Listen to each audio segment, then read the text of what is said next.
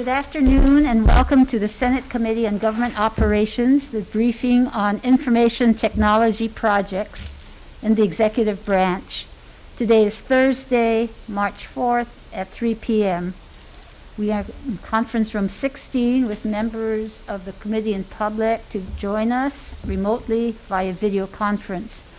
I'm Sharon Moriwaki, chair of the Government Operations Committee, and joining me today are members of the committee, Chief Information Officer Douglas Murdoch, Michael Fors, the Independent Verification and Validation Consultant, and selected departments with major projects. Thank you all for participating.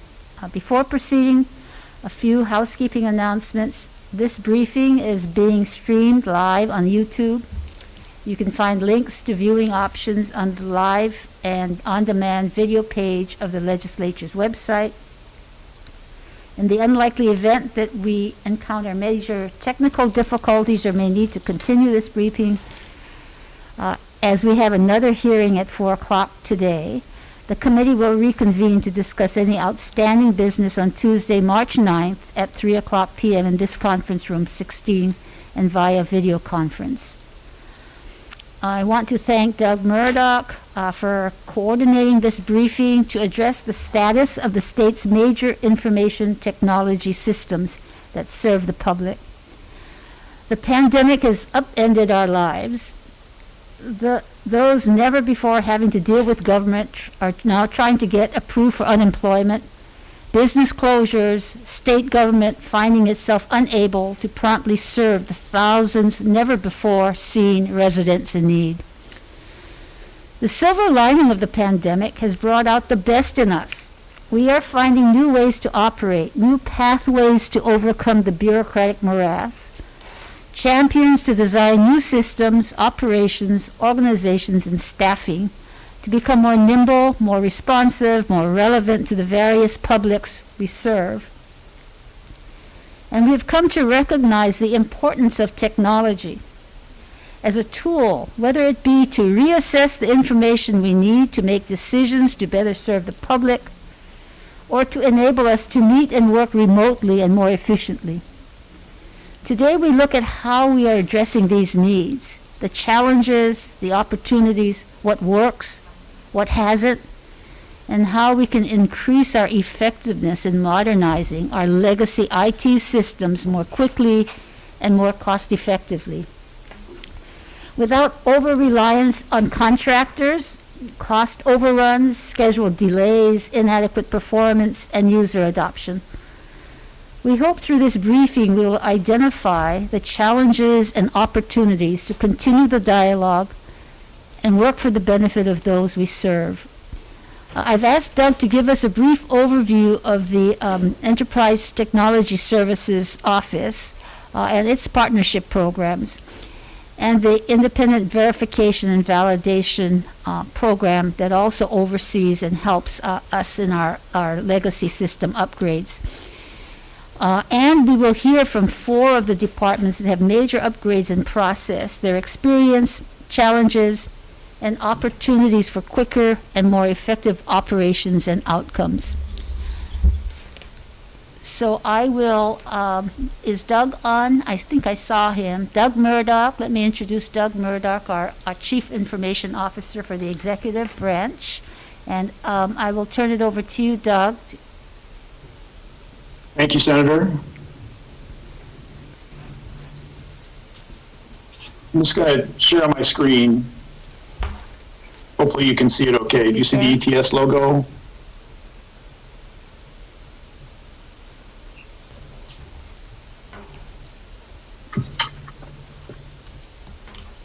Can you hear me okay? Yes, very well. Oh, sorry, thank you. Mm-hmm. ETS really has not just technology, but we talk about people, process, and technology. We know that we have to make sure that the people are ready for the technology and that all the business processes are in place to be successful. ETS has a strategic plan, and one of the 7 pillars of the strategic plan is to partner for successful business outcomes. We want to help shape the partnership between government lines of business and IT by creating a standard framework to ensure successful outcomes. We also have a transformation strategy for the state of Hawaii, and the second thing on our list of things we want to transform is to transform our systems, modernizing our major IT systems for better mission execution, and transformation is really a continuous process. This slide shows all of the different areas of IT management where we try and have some specialization within ETS. So there's I think 45 different things here that we try and watch out for, and a lot of them have to do with systems development.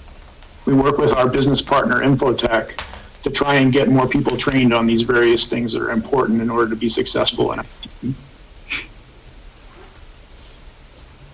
We have an inventory of all of the state's major systems and most of the minor systems as well, and we rate them based on their technical architecture and their business value. And you can see on this one, if we have 4 categories: tolerate, invest, modernize, and eliminate. So if we have systems that have high business value, but their technical architecture is bad, we want to modernize that system. And if we have high technical architecture and high business value, we just want to invest and keep them going. And then there are some ones on the left there where you're either going to tolerate them or eliminate them. So today we're talking about some of the systems that have high business value, in most cases poor technical architecture, so we're trying to modernize them. But in the case of the tax system where it's in place and has good technology and business value, we will continue to invest in that system. This is a list from our annual report this year that shows all of the state IT systems that we consider major systems that we're watching very closely. And you can see the top 6 there are ones that are basically operational to some degree. They've been brought online and they're working, like the high mod payroll and human resources system or the tax modernization system. Then we have some that are in progress right now, several that are coming soon, and then more that are coming in 2022. Really the problem that every IT shop and every business shop has is that there's a lot of risk to design, development, and implementation. And for small projects that are basically under $1 million, they have about a 76% success rate, but still about a 24% not success rate. For large projects, which are over $10 million, you see a 52% challenge rate, 38% failure rate, and only a 10% full success rate. Challenge projects are one that are behind schedule, over cost, aren't adopted, or don't meet all the needs of the client. So as we get farther away from 1 million and closer to 10 million and even above 10 million, we work very hard to put processes in place to make sure that these things don't go wrong. The first thing we do is we have a rigorous project approval framework that we have people go through, and this is an example of the process. And we do this just to make sure that we're successful. And again, small projects have less rigor and large projects have more rigor. Once they get approved and they're able to go into procurement, then there's a project management lifecycle we work through that has organizational change management to help the organization get ready to accept a different way of doing business, business process reengineering to help it change the way it does business using the new system, and then the project approval lifecycle here, and then the system development here. So all of this is very complicated, and the bigger the project, the more complicated it's going to be. But this is how we make sure we don't waste huge investments in IT. And then this is just a further breakdown of the software development lifecycle. So we have a good system in place, and we know that the last few systems we put together and we followed this process, we've been fairly successful. We want to keep it going that way. And then we also have on big projects the independent verification and validation process, which looks something like this, where we're verifying the things are designed properly and then testing to make sure that they're well engineered and suitable for their intended purpose. Now I want to give a few minutes to Leila Kagawa, who is the program manager for our Hawaii Modernization Initiative. Leila was in charge of the payroll system modernization and is now in charge of time and leave, and she's leading the effort on our financial management modernization system. So Leila has great insight into what helps make programs be successful. Thank you, Doug. Let me go ahead and share my screen. I have a few slides.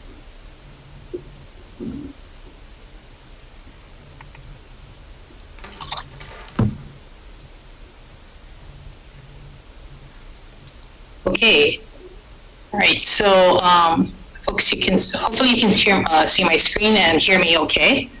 I'm the Enterprise Program Manager, as Doug mentioned, so I've had the good fortune of working on some of these projects, and through that we just learned a whole lot about sort of what works, what doesn't, what needs to be modified. So thank you for the opportunity, Chair Moriwaki and committee members, for us to sort of share a little bit about what we've learned and sort of what we think is really required in a lot of these large modernization efforts. So what I'm going to talk to you about today is sort of with this introduction of this bill, which is very exciting. It's building and expanding on the framework that we have in the state for Program Management Office or Project Management Office. So I'm going to share a little bit about what we did with specific milestones in terms of projects we've completed and underway. And my focus has been on the enterprise resources planning modules, as Doug mentioned. So payroll, HR, time and leave, and then finance is next on for us. I'm going to share a little bit of what we did to sort of require statutory authority to identify dedicated positions for the modernization, and then trying to move towards establishing more of a governance and change management framework as we go through the process. And then also kind of talk more about sort of what we envision this Enterprise Program Management Office to focus on and key areas that we think are mission critical for agency-led initiatives, and recommending sort of state staff and roles and positions that are critical to the modernization, and really working on a plan to develop a good change management plan and a transitional plan so that operations can support the new systems built to the point that Chair Moriwaki made in the bill, that we don't want to have cost overruns, over-reliance on contractors, and really have state knowledge continuing out through the cycles. Okay. I know this is a pretty busy slide, so hopefully you have it in front of you, but just wanted to sort of highlight what the journey has looked like since we've had these projects in place. So if we start at the continuum on timeline in 2016, we went through the cycles as Doug mentioned, as far as getting that project vetted, approved, gone through the RFP process, and then went through the start and kickoff, and which, of course, all of our state agencies, including the legislature, participated in. So we worked through that process. We, like I said, established project positions that we knew would be critical to help with the modernization. And we were very fortunate to have the legislature at that time approve the funding. So as you can see on the top here, we went through the different phases of the payroll modernization in 3 distinct groups. And sort of the strategy is always to look at the minimally viable system and then stage everybody so that we can work in smaller footprints to make sure everybody comes on properly, right? So we were known, as you folks are familiar with, the Hawai'i Pay project. And then after payroll was completed, we sort of looked at other opportunities to continue on the second phase for time and leave, in which with our executive leadership, we sort of rebranded the office to the Hawaii Modernization Initiative to cover other component areas of ERP. So as you can see on the top here, we went live with the first group in May for time and leave. We're scheduled to go live next week with the second group, which is about a good balance of the executive branch departments. And then we'll come on live with group 3, which the legislature is part of in August. So lots going on in preparing and what we're on deck for. Okay. And then on the bottom here, it just has some of the things that the state had to really invest in as far as resources, staff support offices, establishing an executive governance committee, a change management board to support the newly built systems. And this was something that we noted here and charted because it wasn't specific to a certain project, but the governance committee is comprised of the CIO and other key department directors, so that this committee would continue along the modernization journey and be able to guide us with policy decisions or other things at their level. Okay. We also had to invest in a technical support office to make sure that we have the proper operational structure, and those are still being built as we speak, but just noting that transition to operations. And then on the right here, you see us transitioning to the finance project, and we're underway with the RFP being active and on the street right now. So this is just sort of a reference for everyone to see what can be done, what's possible when you have a dedicated PMO in different talent, skills, and capacities, so that we can focus on the modernization and really support the operational branches, units, and divisions, because they have to run their operational jobs and then support us with giving us any direction. So that's sort of what this journey map looks like. So, Leila, could you just explain the difference between the Executive Governance Committee and the Change Management Board? And is that an ongoing, or is that you use the departments that you're doing the upgrades in? Oh yeah, that's a great question. Thank you.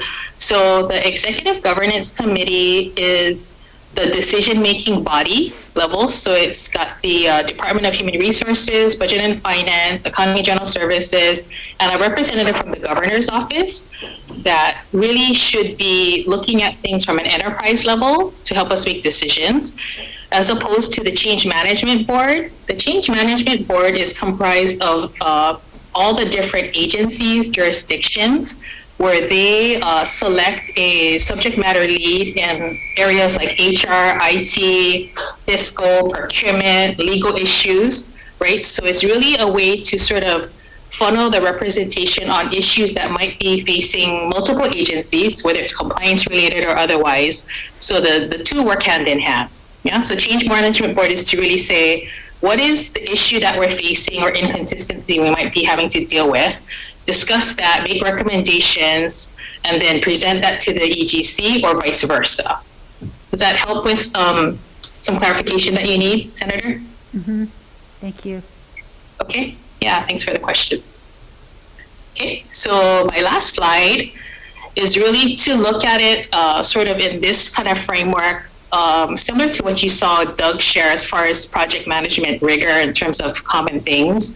But this is sort of where we feel that the priority should be in terms of any kind of agency-led project. These are things that we commonly deal with the projects that we've been able to work on, right? So first and foremost, the left swim lane just talks about proper staffing and resource planning, which you do highlight in the bill. So these are just common roles that may not be in our current classification systems that we need to sort of call out for. And this is where it would really help the departments to identify these dedicated roles to help in all these specific areas. You know, data governance is a big key in terms of making sure we're all unifying the data, not duplicating the effort when we move to a modernized system, and then having proper security and technical and functional support. Okay. And then project management is pretty straightforward, but making sure that we have the guiding document and charter all the way through managing requirements, traceability, and any changes. And what that relates to is from a schedule and contract management perspective, and then managing the future development and releases of the system. Okay. And governance, I think you folks understand very well, but just ongoing risk and issue management, looking at opportunities, but making sure we manage scope, and then decision management, and of course, working with IBNV, which has been very helpful for us in terms of these projects, and things that we might not see clearly, they can point out to help make sure we're successful. And then the next two columns are really focusing on stakeholder management communications and OCM and knowledge transfer. So making sure that we have plans that we can deliver as far as training necessity for the different stakeholders. We can communicate internally and externally.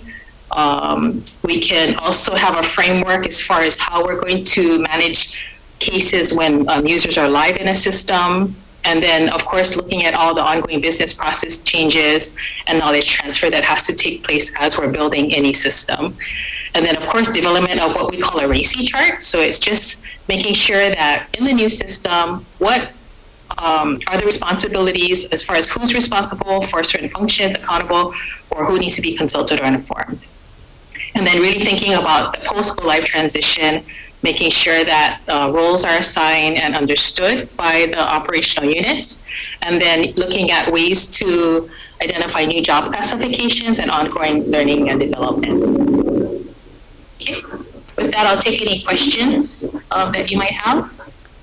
I think, We can go to IV&V next, and then I think we can have questions.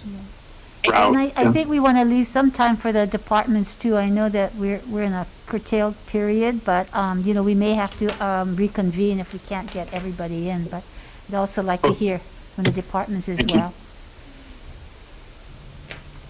So if we could hear from IV&V, but also move into the departments if they're online. Lori Thornton is here from Public Consulting Group. I'm going to share my screen here. Yes. Okay, let me know when you can see my screen. Not yet. Layla, you unshare. Pardon me? Layla, you need to unshare your screen. Okay, I'm trying to see if I can get that done for you. You can just close that window on your. Okay. There we go. There you go. Good to go? Yeah. Okay, great.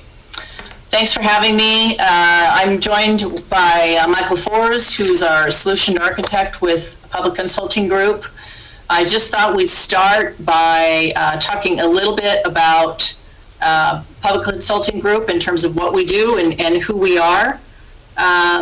So moving on, we are a privately held management and IT consulting firm. We've been providing IV&B services, which of course is what we're here to talk with you about today, for about 25 years. Across the nation, we have 34 active IV&B projects, and of course many more than that over our history. But right now we're supporting 34 active IV&B projects, and that's mainly because we're able to do that through our IV&B Center of Excellence, where we develop tools, provide training, offer certification programs, develop artifacts, those sorts of things. So we, on island, have 9 years of experience offering IV&B services. Can you see I'm just wondering, I want to make sure that you can see the slide that lists our Hawai'i DAGs project, DCCA projects, and so forth. Yes, Can you see we just those? see you. Yeah, I can't see the slide yet. Okay, let's see. I don't know why. Let's see. Laura, I'm going to ask you to kind of move it along in terms of what you're actually doing on the projects, because we wanted to hear from the departments that are in that are in progress as well. So if you could kind of focus in on that. Okay, I'll do that. Can you see the slide now that shows some of the challenges that we see? Yes. Okay, great. That'll help. So we'll just flip over to that. As I just was saying, we have 9 years of experience providing IV&V services on island across multiple departments, and in so doing, we see some common themes, common challenges. The first of which is that departments often underestimate what it takes to support a project. They may not, this is something they don't do every day, right? This is an ongoing operation. Several of them aren't even used to working in a project environment itself, let alone an IT project. So they may not have the necessary resources, and that's in terms of the numbers and the types of resources. They may not have the right skill sets. They may not have the right tools. It's just hard for them to know because it's something they're brand new with and have never encountered before. Other things that we see is that state procurement and or state hiring practices can sometimes get in the way of state departments getting what they need from either a vendor perspective or a staff perspective, hiring the people that they need, bringing on the expertise that they need to support the project. We see that as an inhibitor in several instances. And technology itself is rarely the problem. You know, Doug touched on this a little bit when he talked about, IT isn't all about technology, it's people, processes, and everything else wrapped around that. And really what's important is communication, effective project management, and the technology resources who understand the business that allow the state departments to manage their vendors effectively, manage risks. Those are the things that really can't be understated. Procurement planning, upfront procurement planning and project planning is also something that really can sometimes be underestimated. The importance of developing sound requirements cannot be, that's just absolutely critical. Along the same lines of writing clear RFPs, clear contracts, unless those are in place, you have a State Department struggle with accountability. Oftentimes, departments may focus solely on one-time project costs because that's right there in front of them. They're focusing on that. And not thinking so much about the long-term impact of annual ongoing costs and how that's going to impact them moving forward. Organizational change management, Layla mentioned this, is something that's critical to user adoption. That's something that we also see is challenging or sometimes even forgotten about on a project and overlooked.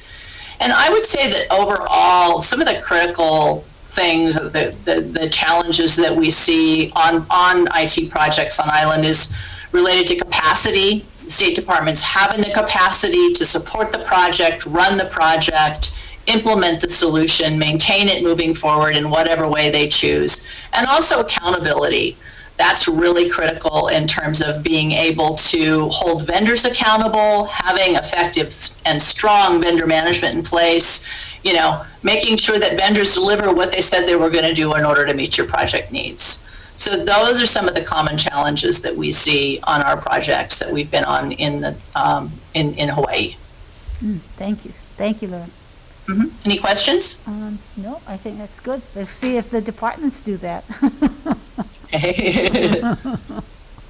Thank you for setting the stage.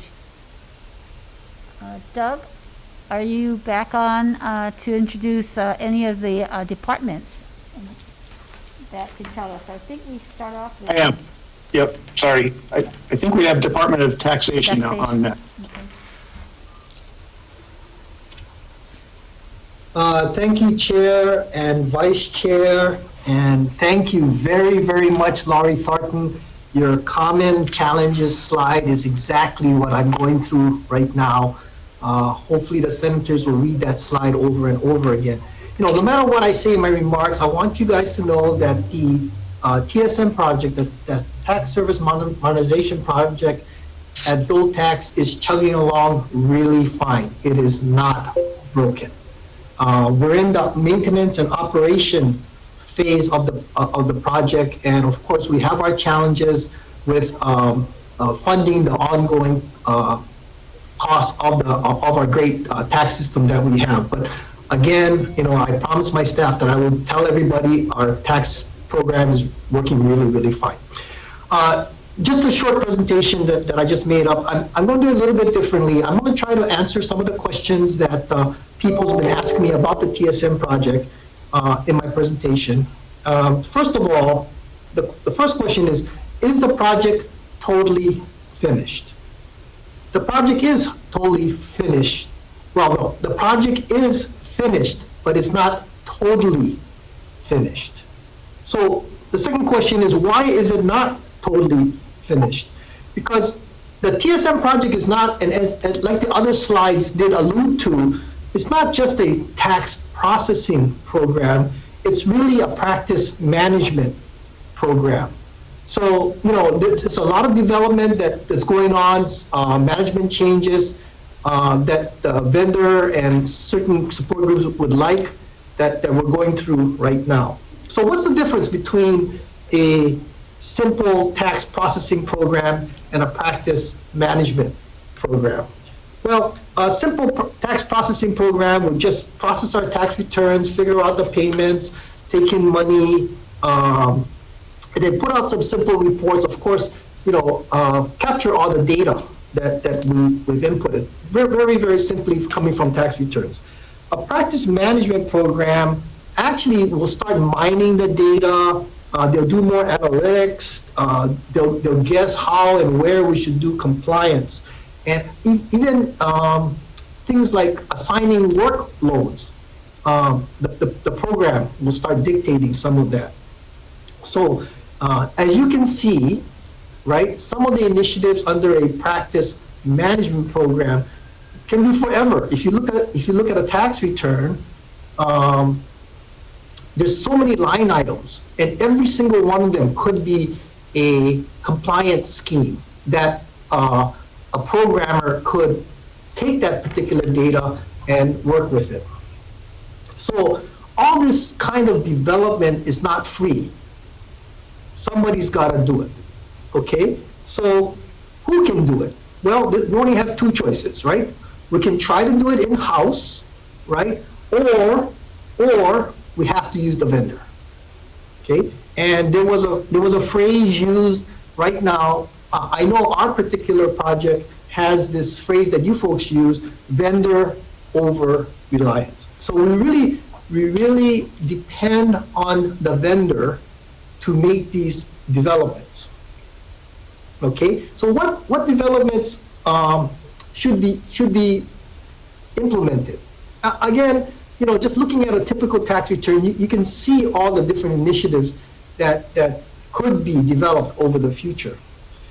Now, right this very second, what we're trying to do at the tax office is to cull through all the particular development aspects and pick who or what should be developed or what areas should be looked into a little bit more. The one thing that I will say is, as far as picking which items should be developed, I don't think the computer department should be doing the picking. I made a group of business users from the Compliance Taxpayer Services Department that's now culling through the different options that we have, and I challenged them to prioritize their particular wants, and number two, of course, choose what areas they want to look into, and the final decision, which is cost, will be left on my desk. So hopefully, that would be a way to alleviate this particular vendor over-reliance problem. And just to give you a practical aspect of it, our TSM project is going to be, we have two kinds of costs, right? Fixed cost and variable cost. Our fixed cost is going to be about $4 million increasing with inflation every year. That means that particular amount is, we're paying for subsystems maintenance, we're paying for hosting, we're paying for our annual maintenance contract, and this is all without labor. So, these are like the must-gotta pay, we have no choice. So it's about $4 million. Now, the other cost, of course, is variable cost, which is our professional services.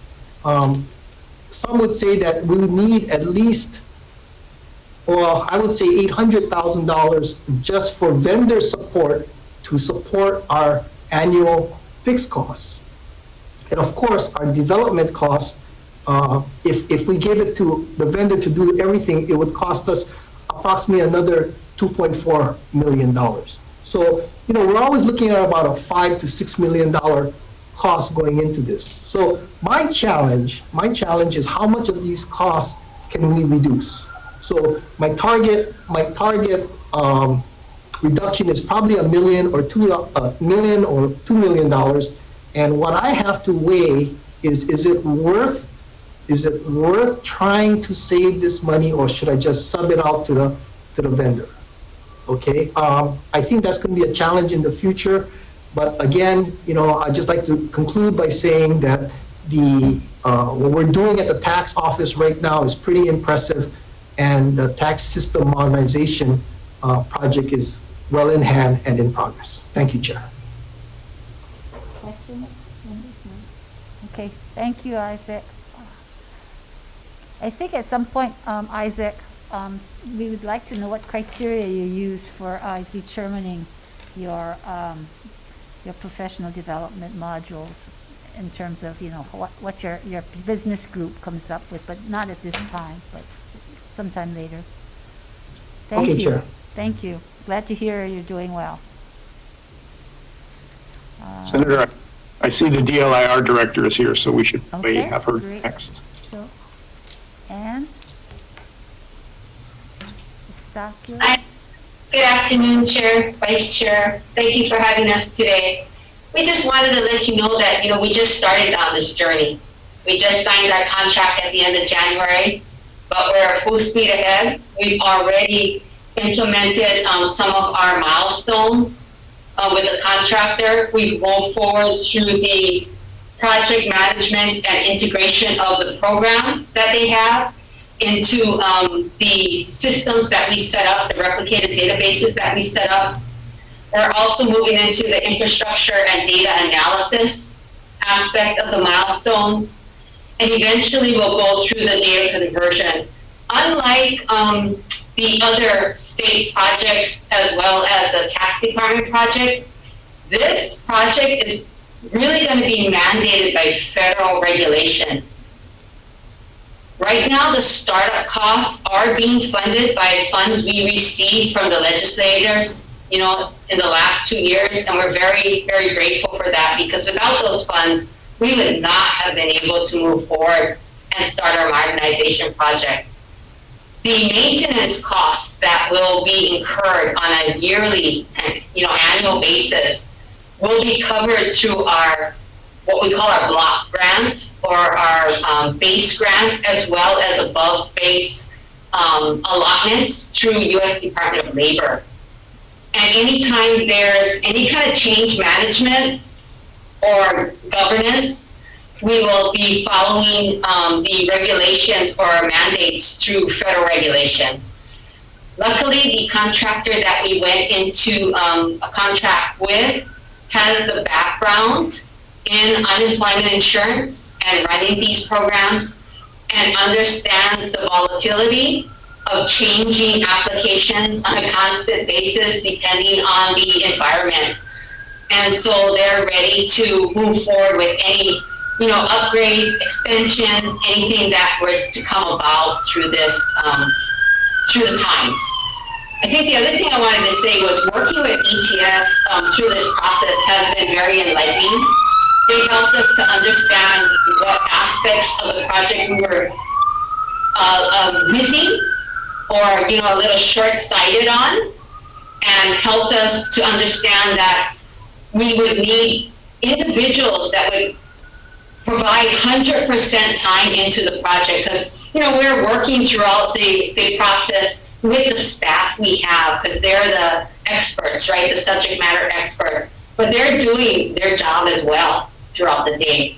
So it was a good insight to know that we had to bring in individuals who would kind of oversight or maintain the project for us. And so we've already gone through the process of looking at hiring, not just looking at, we've selected an individual to be the project manager. It just hasn't been approved yet through the HR process, but we are at that point where we selected someone.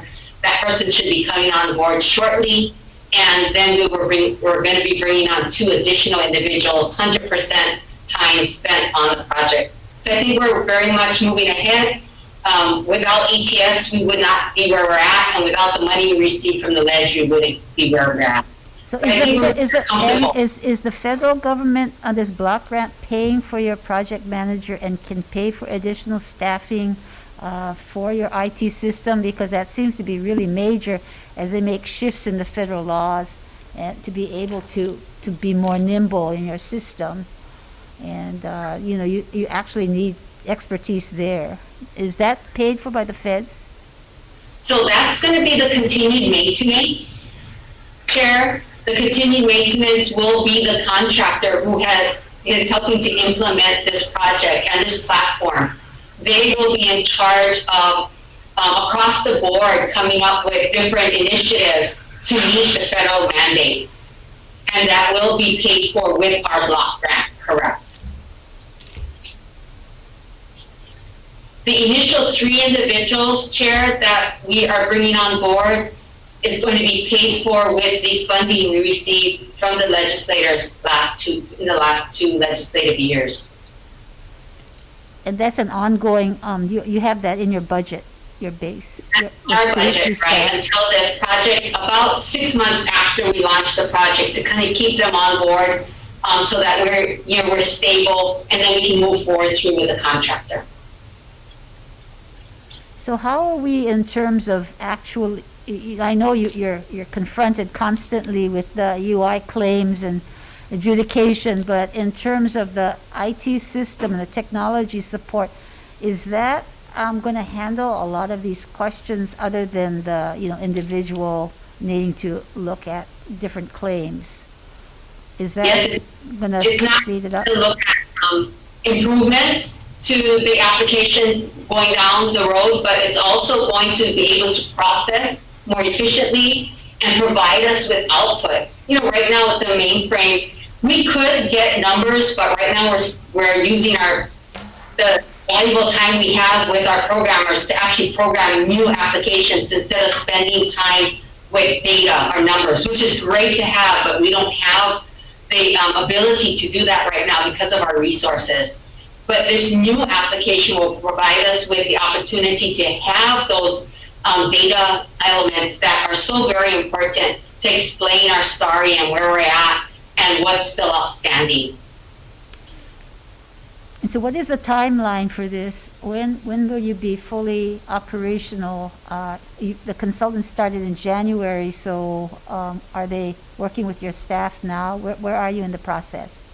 Yes, they're currently working with our staff. We've already moved through the first platform, which was project management, and making sure that we're integrating all of our applications.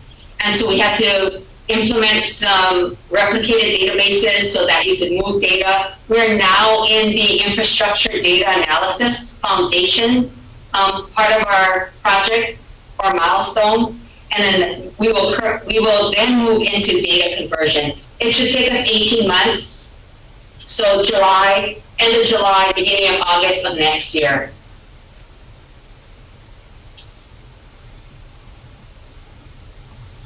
So we have another project chair, and that is our DCD. And I'm going to hand it over to our Deputy Director, Joanne, to discuss that project. Good afternoon, Hi. Chair, Vice Chair. Thank you. So for Disability Compensation Division, that's workers' comp, temporary disability, and prepaid health. And so workers' compensation, we do have a very antiquated system, as well as for TDI and healthcare, it's fully manual. So we've taken these three programs and we're currently under design phase. And so in 2018, we received, thank you to the legislators, we received appropriations to be able to come up with a automated electronic filing system with case management so that our stakeholders can, at all hours of the day and on any application, file claims and check the status of their claims. And so at the end of this project, which we're at the tail end of, we will have a portal for the stakeholders to be able to go on, from the claimants to the employers to the medical professionals to our insurers, to be able to go on, file claims, check status, as well as for staff to be able to go on and to update, because we do have our hearings for those that are go through the adjudication process. So we have a lot of artificial intelligence that we've put into place that we're designing into the system. Some of the challenges that we've had with this project is that, as Director has talked about, is we really have just our staff that is working on, those are the subject matter experts. And so they're working on project as well as their regular duties. ETS has been very valuable in assisting us and providing that additional expert skill set that we may, struggle with. And so we do have a project manager within DCD that was an existing staff member with our EDP office. And so we brought her over, and she's been doing excellent, of course. I mean, this project has been on task, and but there has been some challenges, but ETS has been able to help us to provide that areas where we can identify gaps in. But really, I think with what we can do to improve on governance, for more efficiencies is to be able to provide for those project management areas for testing as well as for oversight on design, oversight on just the full implementation and looking at how the system ties in with our regulatory mandates. Because we want to make sure before we started this project, we wanted to make sure that we had our business process optimization in place. And so that we're really being as efficient as we can. And so the project is on task. We did have a little struggles just because of COVID, and we took some of our staff. 2/3 of DCD was reallocated to UI to help with those matters. And so it put off our time frame a little bit. And so we're looking at, adapting to that, as well as we do have an area for content. So that's the scanning, and we have very voluminous records. And so taking the large scan and how can we tie that in electronically? We're having some challenges with that because we really are the first agency, which we're proud of. We're the first agency that will be going to a cloud-based environment. And so that cloud-based environment, that's where we really are looking for the expert assistance from ETS, and having more program management within the government would be beneficial. So thank you. Isn't UI also cloud-based? You said you're the first agency to go cloud-based, but isn't UI, your system, going up in the cloud too? We are. UI is going, but we haven't started that application, right? That platform. DCD was the first to start that. And Joanne, DCD is almost done then. Your timeline, you're pretty About much... a year, and we'll be on board with the web portal. So before the year is up, we actually will have our first phase, which will be open up to, right now you can do a portion of the electronic filing of a form. There's only one form that we have that you can do that electronically. We will be enhancing that and allowing for more forms to be able to be filed electronically. So are you adequately staffed to continue to upgrade and continue the project going forward? Or I guess that's a question. We are not. That's a challenge for us, but we're doing what we can, and we are actually at this time, we're looking at making a little pivot to see how we can address that issue. Okay, so anything else, there are challenges or what you see as the future, or when do you see your timeline coming to fruition? At the end of the year, you're saying? Yes, at the end of the year, we should be able to, that's the hope at this point. By the end of the year, we should be able to go live, have that web portal that the claimants can go on to, have the employers. We will be coming to the legislators next year, because then we look at mandating electronic filing. Because some of the companies, for them to, they wait for us to say that it's statutorily required to file. And that's the only way to really be able to be more efficient, is to have everyone filing electronically. So that's something that we do have in the future, that we're going to need to have some changes to address that. So that would be a challenge if we don't have everyone utilizing the system, or only partially utilizing the system, because then they really can't utilize all the benefits that it will have for us.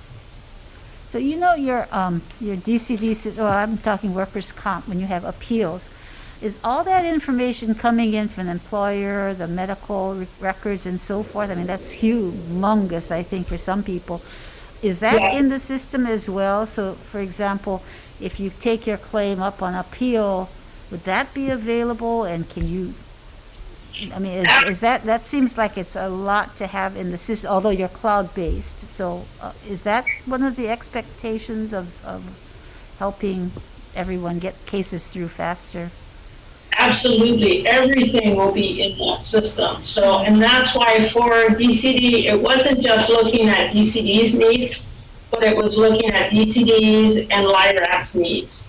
Because even though we have, we're the official record keepers, we count on the appeals board, as well as we're looking at how we can integrate the system, because from the appeals board, if it goes to the higher court, we got to be able to utilize the system to transfer that data also. So yes, we're designing the system so that it is not just rigid for DCD, but we are able to expand it to our sister agencies and to be able to utilize that. As well as looking at for workers' compensation, for other disabilities, for welfare, for Department of Human Services. They need to know if someone is on for Social Security. They need to know if someone is collecting on workers' compensation. So we've taken all that into account when we're designing the system. That's great. That's good. So that you are branching, so that you, not only within the department, but with other departments that have the same, I guess, beneficiary or claimants. And that's what's helpful, to have ETS having a full knowledge of what the state is doing. Because we reach out, of course, but we don't know the systems that they're utilizing. And what, we look at is on a universal level on what is going to interact. Because what we know is for all these years, we've had 3 non-interacting systems. And so we really don't want to be siloed again. We want to be able to interact with others. And so that's where I think it's so important for us to come together with ETS to be able to look at what the state is doing. And then when we do look at a system or a solution for a system, then we're looking at, so when DCD started, we were leveraging with DHS because they were going to be cloud-based. But so we were going to go with the data cap portion of it. But they decided that they're not ready for the cloud-based yet. So we make some adjustments as we go. But that, I think, the leveraging is what's important. Very good. Sounds really good. Very promising. Thank you very much for sharing, Anne and Joanne. Thank you very much. Okay, I think, Doug, are you back on? Yes. We are. I'm here. Yes, I am so sorry. We are coming close to 4 o'clock, so we've got 2 other agencies, yeah? Yes, and health. Yeah. Can we, I guess, yeah, Human Services and Health. Do you think we might be able to reschedule for Tuesday? We can do one department maybe, and then we have to reconvene. Is that okay with you folks? Sounds good. We can Okay. bring up So let's- Human let's- Services. let's They're bring up next, I think, Human on the agenda. Services and start anyway, but we with the, apologies that we may have to cut short. We appreciate your taking the time to look at this issue. Thank you. Thank you. Mark Choi, are you on? Yep, present. You got it. Thank you, Chair and other committee members. Mark Choi, Enterprise Officer at the Department of Human Services. We're going to echo basically what has been said, previously as part of the testimony that's been given today, but we'll also put a slightly different spin on it as well. So as far as IT modernization projects go, we have 3 major IT modernization projects technically at DHS. We have our CALEA system, which is our Medicaid eligibility system. That's already live, but as Isaac had alluded to, once you put a system live, it doesn't end there. It's continuously improved, it's continuously enhanced. It's, there's changes in technology and there's changes in regulations or rules or business changes that are needed. So that one's a live system. We have 2 ongoing projects now, one being teed up, which is our child welfare system and adult system. And then the other one that is currently ongoing that we're about halfway through now is our food and financial eligibility system. And that's for our BES project. But we also have a number of other IT modernization projects, not quite so big, but again, 2020 was a doozy of a year. in terms of, what the impact was to Hawaii, but, we did a lot of stuff. So there was a silver lining in the COVID, in that it allowed us to leverage federal funding, and that was a catalyst for us, right? And it pushed us and it pushed the state to change the way that we do business. And so, what we need your support is to continue, right, the expansion and enhancement and innovation in our business, the way we do things and how we serve our clients and citizens of the state. And for us, technology has been a critical enabler, or these technology investments that we've been able to make. But again, it's not just the tech itself. People have said earlier, right? It's people, it's process, it's the technology. So we also need your support to again, continue our IT modernization projects for our major systems, but also for these smaller systems, and especially the projects that we have that have a federal funding component to it, right? Because we don't want to leave money on the table when it's available to us. So if there is a state match portion and a federal match portion, we need to kind of be able to take advantage of that, whether it's a 100% federally funded project based on CARES Act or other monies that's coming from the feds, or whether it's sort of our standard federal matching programs where we might have 53-47 or 50-50 or 75-25. Those are the projects that we also need to continue, right? And so if we don't support those projects, then we're leaving a whole bunch of money on the table, and ultimately we're not going to be able to serve our citizens. Some of these other projects that we've had to face as part of our COVID, but it really changed the way that DHS interacts with the public, is around telework, right? And we made significant investments in that. There's still more to be done, but we've done that so that we can actually provide services in a much faster and more nimble way, like you said. We also look at automation, not only front office systems, but the back office systems too, right? Because you can't have one side of the house doing things in a modern way while you're still on paper in the back side of the house. That's going to be a slowdown. I think DLIR had kind of alluded to, at some point in the past, we weren't ready to make a cloud decision yet, but we have been positioning ourselves for the past year in becoming cloud ready so that we can support cloud deployments. And so that's a big technology focus for us. We're looking at the way that we handle and manage data so that we can actually facilitate integration as well. So when we have to share data from our systems to other divisions within our department, other programs within our department, or even with our business partners that are out there in the community, and even with other state agencies like DLIR, Department of Health. So that's another big focus and an IT enabler that requires investment. We also kind of put a lot of investment and thinking around how we're dealing with servicing the clients and how we're trying to put them first. So we're doing everything we can to sort of create ourselves a digital presence so that we can service the clients wherever they are, right? Whether it's online or by phone. So Mark, I'm so sorry, but we are heading into another hearing. So can we reconvene, because we would like to hear what DHS has, but can you make yourself available on next Tuesday? This committee will reconvene at 3 o'clock on Tuesday next week. I will make myself available. Thank you so much. Appreciate that, and apologies for having to cut you short, but some good programs that you have at DHS we'd like to hear about. No problem. Thank you. Thank you for listening. Thank you. And Doug, and I don't know who's here from Department of Health. Likewise, this briefing will end now, and we will reconvene on Tuesday at 3 p.m. Thank you all very much.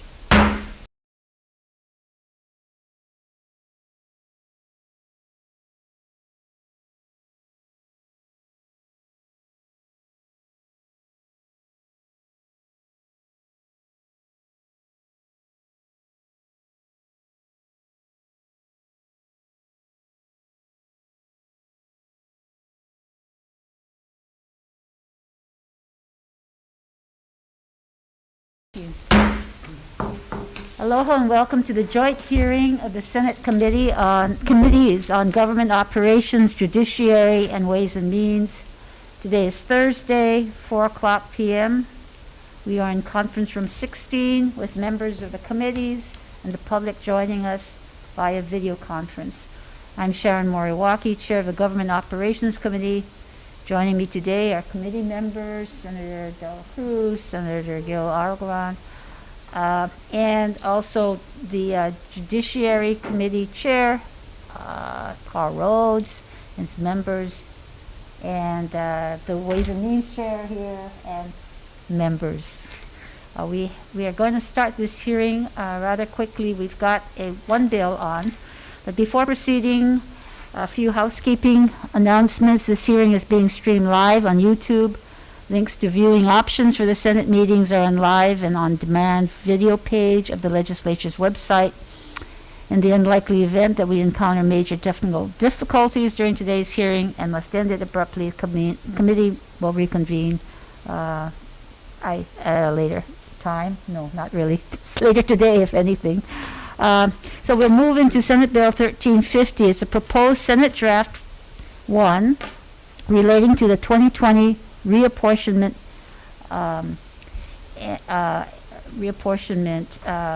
recommendations from the 2011 Reapportionment Commission. And namely, it defines permanent resident. It permits short-term public notice for the plans, the reapportionment plans, and also appropriates funds to retain outside legal counsel. We have today the Office of Elections, Chief Election Officer Scott Nago. Are you on, Scott? Oh, aloha, Scott. Thank you, Chair. The Office of Elections stands on its written testimony. Providing comments, will be happy to answer any questions. Thank you. Next we have Sandy Ma from Common Cause Hawaii. Sandy, aloha. Good afternoon, chairs, vice chairs, members of the committee. We stand in our written testimony providing comments. We have some concerns about the process by which this bill and proposed SD1 was noticed.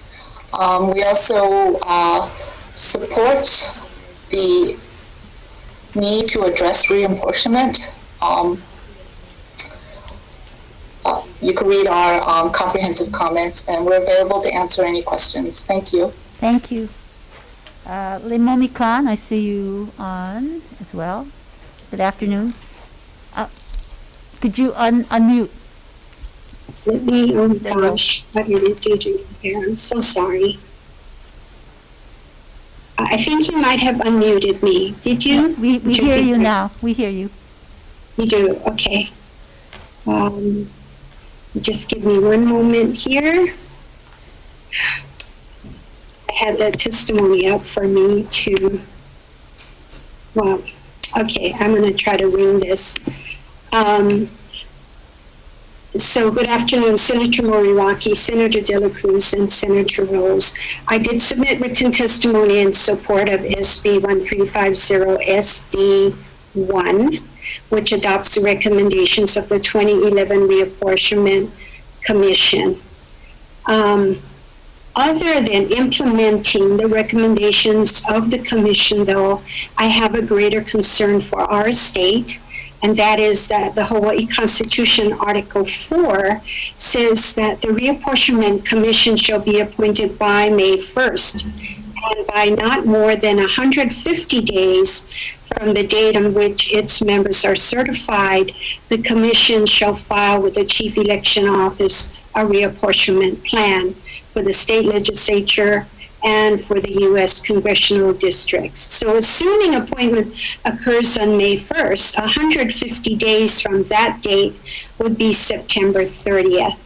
I believe that the Reapportionment Commission will find it extremely difficult to meet that deadline, and the Hawaii Office of Election to implement the reapportionment for the 2022 election. And I say that because, as you are aware, the U.S. Census Bureau will just be giving the population counts to the president by April 30th, and they say that by September 30th, they will send the information on the redistricting counts to the states. Now, it could mean that they might send it to us in May or June, or it could be as late as September. And I have no experience with this to know what the consequences are if we fail to follow the dates set forth in the Constitution.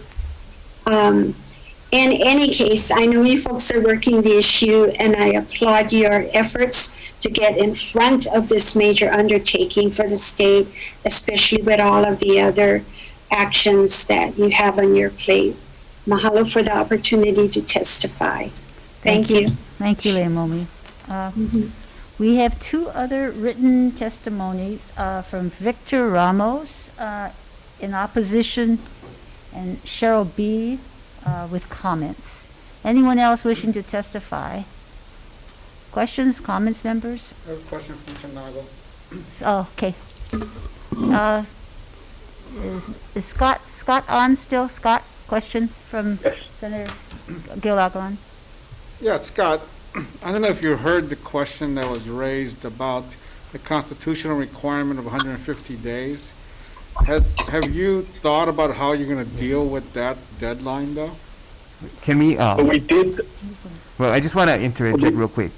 So, several of us that have had conversations with Scott Nago, the option for, what we're going to have to do is ask the Attorney General to sue the Office of Elections, because the only way you can change the date per the Constitution is a court order.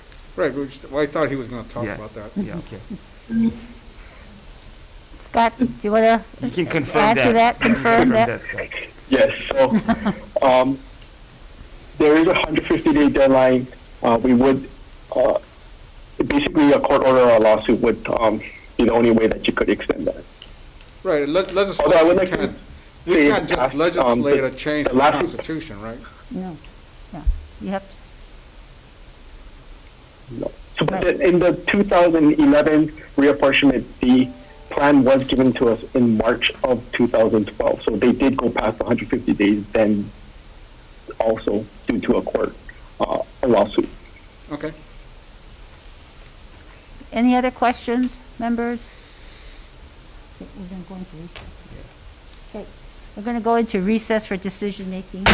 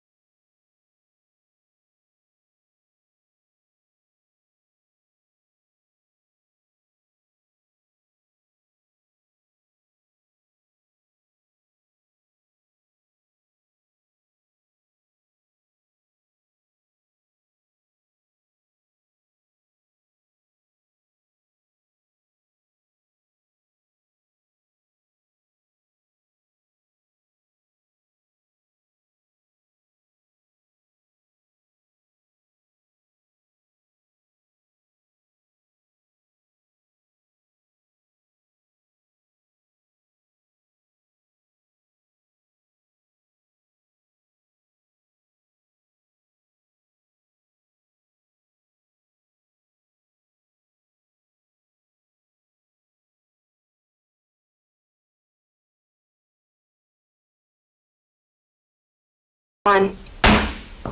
Okay, the joint committees are reconvening for Senate Bill 1350, Senate Draft 1, on reapportionment plans. The chair will recommend that we pass with amendments, including technical amendments. First, the definition of permanent resident will be the U.S. Census Bureau's definition.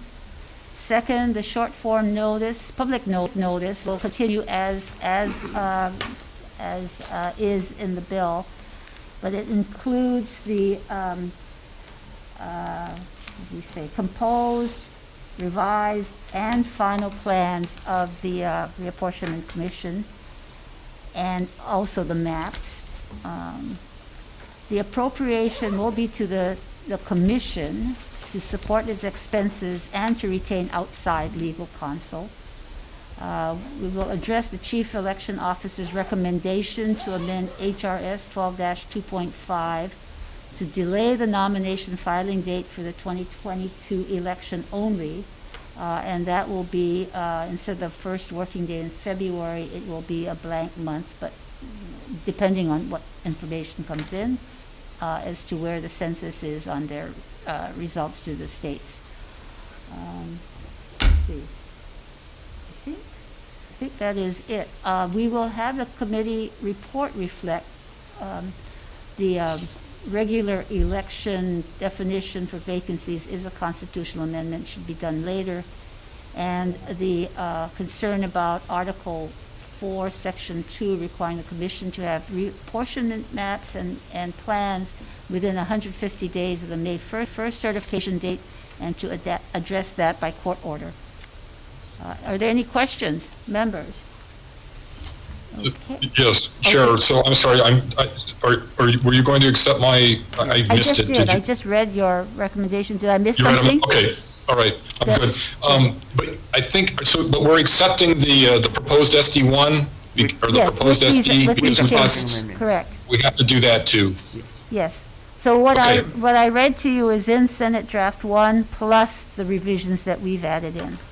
Okay. I also want to thought be clear. that there was a suggestion that you would allow the hiring of outside counsel and to place the amendment in chapter 28. Oh, yeah, okay, we'll have that 28-8.3, we'll address that. But the idea is that the commission will be hiring the outside counsel. Right, but I thought specifically that amendment was going to be in 28 8.3. Yeah. Okay, we will. Just to be sure, because it's not totally clear that they would have it under the language as it stands. Okay, and you're saying it's not only the outside counsel, it's all of the commission's expenses, No. or just the legal counsel?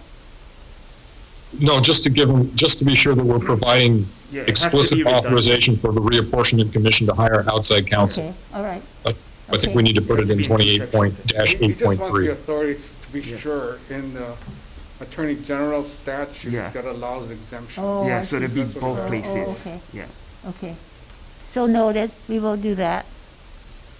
Okay, with that change, in addition to the amendments. Okay. Okay, Senate Bill 1350 recommendation is to pass with amendments. Chair Mawaki, Chair votes aye.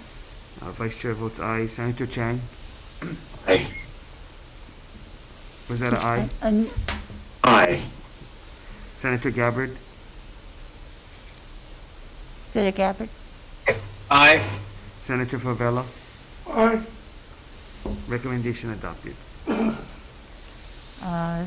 Senate Ways and Means, Ways and Means? Ways and Means in recommendation, Chair votes aye. Vice Chair votes aye. Senator Inoue, Aye. Senator Kanuha, Yes. Senator Kidani, Aye. Senator Moriwaki, Aye. Senator Shimabukuro, Aye. Senator Taniguchi, Aye. Senator Wakai, Yes. Senator Favela. And other members being excused, your recommendation is adopted. Thank you. And now for Judiciary Committee, Senator Rhodes? The same recommendation, members. I don't see Vice Chair, so I'll go ahead and take the vote. Any questions or concerns? If not, I will vote yes. Senator Kale Kolole is excused. Senator Ocasio? Aye. Senator Gabbard. Aye. Senator Kim is excused. Senator Lee. Aye. And I don't see Senator Favela, but I think we're He's here. supposed to be able to see you, Senator Favela. He's here. He's in here. Oh, he's in there. Okay, I got you. All right. That's an aye? Yes. Okay. Norman been hiding me then. Oh, yeah, yeah. I saw your name on the list, but then I didn't see you. So anyway, we're good. Great. It passes our committee too. Thank you. Thank you, members. Thank you, participants. The meeting is hereby adjourned.